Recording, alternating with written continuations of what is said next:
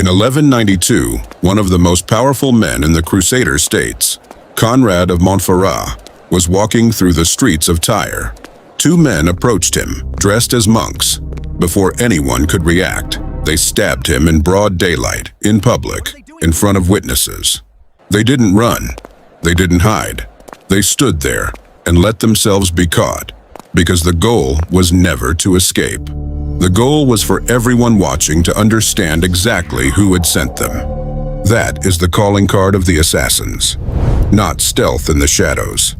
Fear, delivered in public, by men who had already accepted they were going to die doing it. So who were they actually? Not the version from a video game, the real ones.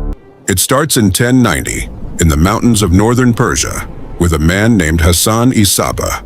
He belonged to a branch of Shia Islam called Nizari Ismailism, a minority surrounded on every side by a much larger, much more powerful Sunni empire, the Seljuks. Hassan didn't have an army that could win a war. What he had was a mountain fortress called Alamut, seized after nearly 2 years of quietly converting the local population until the castle's own garrison belonged to him before he ever had to take it by force. From there, Hassan made a decision that would define the next 2 centuries.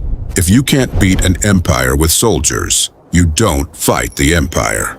You fight the men running it.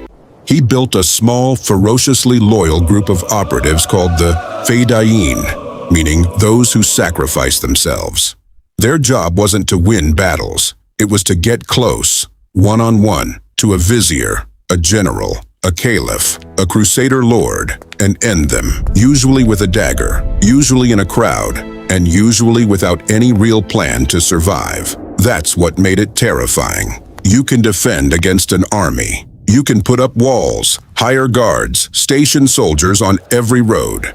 It is far harder to defend against one man who has already made peace with dying, standing 3 feet away from you in a market. The list of targets reads like a who's who of the medieval world. Viziers, rival caliphs, crusader nobility. Even Saladin, the man who would go on to retake Jerusalem, reportedly survived 2 separate assassination attempts, and afterwards slept in a specially built wooden tower for his own protection.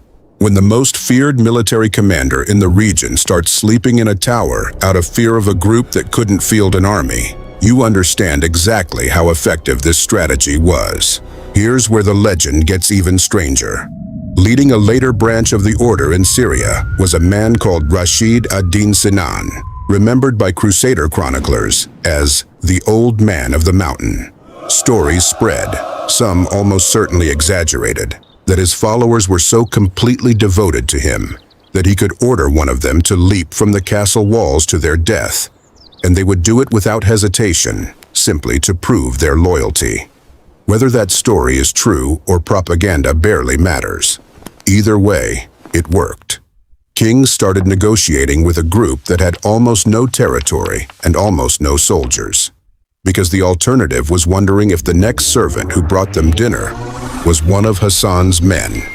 Now, the name. You've probably heard them called the Hashashin, which is where the English word assassin comes from.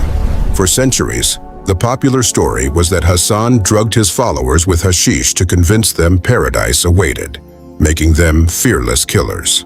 It's a great story. It's also almost certainly not true. Most historians now think Hashashin was simply an insult, a slur thrown at them by their enemies. The order actually called themselves something else entirely. Asasiyun, meaning people faithful to the foundation of their faith. European travelers, centuries later, misheard that and turned it into legend. The myth was more marketable than the truth, so the myth is what survived. For over 150 years, this pattern held.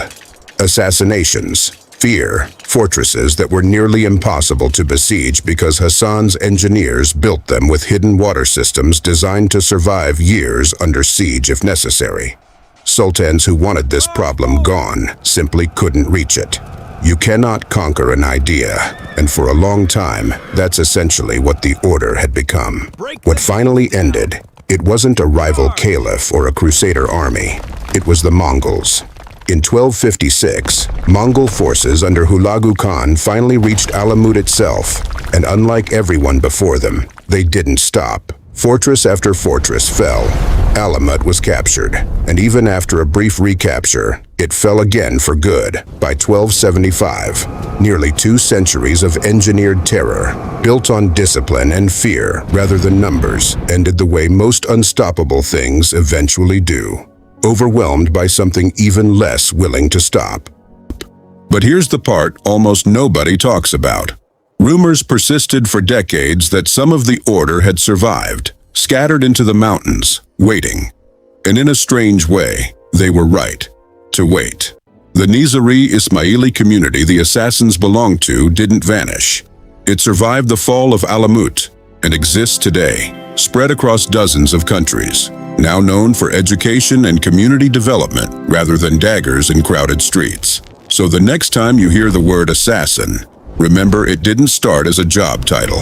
It started as an insult, hurled at a tiny outnumbered sect hiding in the mountains, who figured out that a handful of men willing to die could terrify empires that armies 20 times their size never could.